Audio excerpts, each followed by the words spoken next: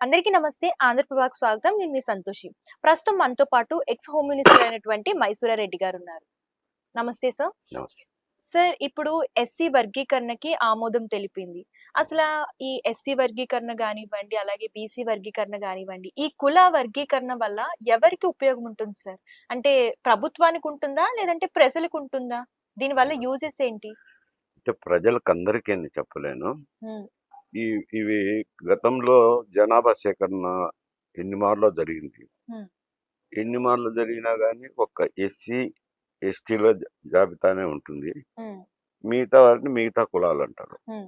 బీసీలకు సెపరేట్‌గా ఆహ్, జనాభా సేకరణ జరగలేదు. హ్మ్. ఎప్పుడు గూడా ఇంతవరకు దేశంలో. ఎందుకంటే బీసీలు ఒక్కొక్క రాష్ట్రంలో, ఒక్కొక్క ప్రాంతంలో ఒక్కొక్క రకంగా ఉంటారు గాబట్టి, వివిధ రకాలుగా ఉంటారు గాబట్టి, వాళ్ళ జనాభా సేకరణలో ఎప్పుడు చేయలేదు.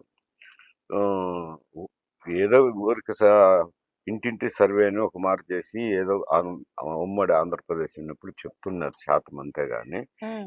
నిజంగా ఇంటింటికి తిరిగి సర్వే చేసింది లేదు ఎప్పుడు గూడా. హ్మ్. ఇప్పుడు ఎస్సీలకొచ్చిన సమస్య ఏమంటే ఎస్సీ జనాభా సేకరణ అయితే ఉంది. కానీ వాళ్ళల్లో మాల, మాదిగ అని 2 కులాలున్నాయి. డిఫరెంట్ కేటగరీస్ ఉన్నాయి. మళ్ళా వాళ్ళలో కూడా సబ్ కాస్ట్ ఉన్నాయి. మాలలో హ్మ్. సబ్ కాస్టులు, మాదిగలో సబ్ కాస్టులు. హ్మ్. కృష్ణ మాదిగ నాయకుడు, మాదిగల నాయకుడు. ఆయన ఒక సంఘం ఏర్పాటు చేసి హ్మ్. వర్గీకరణ జరగాల, మాదిగ, మాల వర్గీకరణ జరగాల అని చెప్పి ఎప్పటినుంచో కోరుతున్నారు. చాలా ప్రదర్శనలు చేశారు. హ్మ్. ఒక దశాబ్దం కాలం పాటు ఆ ఉద్యమం సాగుతానే వచ్చింది. మొన్న ప్రధానమంత్రి ఒక సభలో కూడా చెప్తూ మేము ఆ, ఇది డివిజన్ క్లాసిఫికేషన్కు మేము సంసిద్ధమే అని స్టేట్మెంట్ ఇచ్చారు కానీ ఏమి చేయలేదు. హ్మ్. ఇంత లోపల సుప్రీంకోర్టులో ఏదో కేసులకు సంబంధించి పంజాబ్ కేసుకు సంబంధించి సుప్రీంకోర్టు తీర్పు హ్మ్. ఇచ్చింది. ఏమని?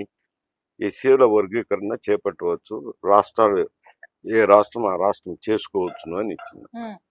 చెప్పుడు తెలంగాణ రాష్ట్రం ఒకటి మేము వెంటనే ఇమీడియట్ గా చేస్తామని చెప్పి అప్పుడు చీఫ్ మినిస్టర్ ఒక స్టేట్మెంట్ ఇచ్చారు. హ్మ్. దానికి అనుగుణంగానే ఒక కమిషన్ వేశారు. హ్మ్. ఎస్సీ వర్గీకరణకు కమిషన్ వేసి ఆ కులాలను స్టడీ చేయమన్నారు. హ్మ్. వాళ్ళు 3 కేటగిరీలు ఇచ్చారు. హ్మ్. నెంబర్ 1 కేటగిరీకి 1%, నెంబర్ 2 కేటగిరీకి 9%, హ్మ్. నెంబర్ 3 కేటగిరీకి 5% రిజర్వేషన్లు కల్పించండి సిఫారసు చేసినారు. హ్మ్. ఆ సిఫారసును క్యాబినెట్ ఆమోదించింది. అలాగే అసెంబ్లీలో కూడా నిన్న ప్రవేశపెట్టి ఆమోదించినారు. ఆ కమిటీ నివేదికను ఆమోదించినారు. హ్మ్. అలాగే బీసీలో కూడా బీసీలో కులగణన చేయాలని చెప్పి ఇంటింటి సర్వే చేశారు. మీకు గుర్తు ఉంటుంది. హ్మ్. ఇంటింటి సర్వే చేసి ఆ కులగణన చేశారు. చేసిన తర్వాత కమిటీ కూడా కొన్ని సిఫారసులు చేసినారు. హ్మ్. ఏ ఏ కులాలు ఎంత శాతము అని వాళ్ళు ఏదో కొంత ఆ, శాతం 42% రికమెండ్ చేసినారు. ఆ 42% పెడితే ఏమవుతుందంటే ఈ ఎస్సీలది, బీసీలది రెండు కలిపితే 50% మించిపోతుంది.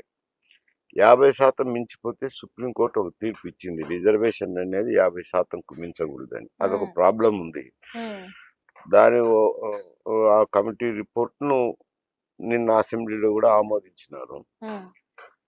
ఆమోదించినారు కాబట్టి అవి బీసీలకు బీసీ రిజర్వేషన్ వస్తాయి. ఉద్యోగ హ్మ్. అవకాశాల్లో కానీ హ్మ్. ఆ కులాల వారీగా వాళ్ళకి రిజర్వేషన్స్ వస్తాయి హ్మ్. బీసీలకు. ఎస్సీలకు కూడా ఉప కులాల వారీగా వస్తాయి. హ్మ్. ఎందుకంటే ఎక్కువగా మాలలో ఒక అసంతృప్తి ఉండేది. మాలలో ఎక్కువ మా ఉద్యోగాలన్నీ తీసుకుపోతున్నారని అందుకని సపరేట్ చేయమన్నారు. ఇప్పుడు హ్మ్. సపరేట్ చేసేది ఆ, కమిటీ నివేదికను ఆమోదించినారు అసెంబ్లీలో పెట్టి. హ్మ్. దీన్ని చట్టం చేయాలి. మళ్ళీ శాసనసభలో పెట్టి చట్టం చేసి ఒక రూపం ఇస్తే అప్పుడు అది కార్యాచరణలోకి వస్తుంది. హ్మ్. సార్, ఇది కాంగ్రెస్ ప్రభుత్వం అయితే పండగ చేసుకుంటుంది. మేమే కుల విభజనకి ఇవన్నీ చేశాము, చరిత్ర సృష్టించామని చెప్పేసి. సో, ప్రత్యేకంగా కాంగ్రెస్ ప్రభుత్వం ఈ కుల విభజన మీద కాన్సంట్రేట్ చేయడానికి గల కారణం ఏంటి సార్? అట్లా కాదు.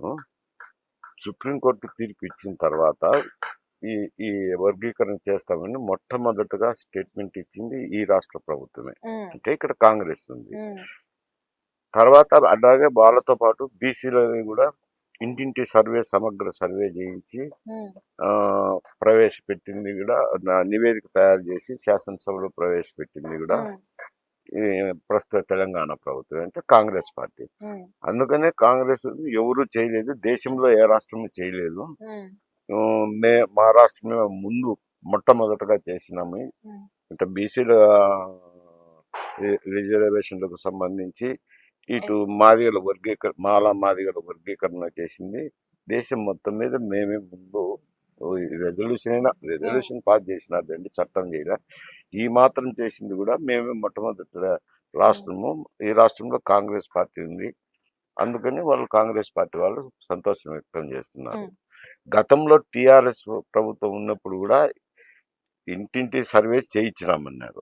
ఉమ్, అది క్యాబినెట్ ముందర పెట్టలేదు, తర్వాత బహిరంగపరచలేదు, శాసనసభలో చర్చకు పెట్టలేదు. అదేదో వెబ్సైట్లో పెట్టుకున్నారు, దాని గురించి ఏమి చేయలేదు. అది సరిగ్గా జరగలేదు అనేది కాంగ్రెస్ వాళ్ళ వాదన. బీఆర్ఎస్ వాళ్ళు ఆ వాటికి ఈ లెక్కలకు తేడా ఉన్నాయంటే మీరు సరిగా చేసింటే కదా లెక్కలు లేదని వీళ్ళు, ఇది వాళ్ళ మధ్య తగాదా. ఉమ్. సార్, మీ విలువైన సమయాన్ని వెచ్చించి మా కోసం మంచి ఇన్ఫర్మేషన్ ఇచ్చినందుకు థ్యాంక్ యూ సార్.